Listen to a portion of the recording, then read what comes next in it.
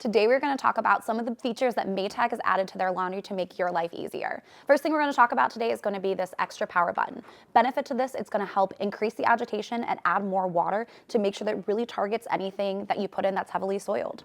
Second thing, built-in water faucet. There is nothing worse than having to move wet clothes from a wash tub over to the washer. So what Maytag is designed is to add that faucet that you select right here to go ahead and kind of help soak with that, stain remover or anything that you put in the machine to kind of help that be a wash tub. Then all you have to do, add your laundry on top of it and run your cycle like normal. Number 3. Pet Pro filter. We have talked about it. We love it. It is going to help pull any of that cat and dog hair to really make sure it's not sitting in the fibers of your clothes. You do have to make sure on the top that you are selecting the button. That activates the filter. And then after the wash is done, take out the filter and then your pet hair will collect at the bottom.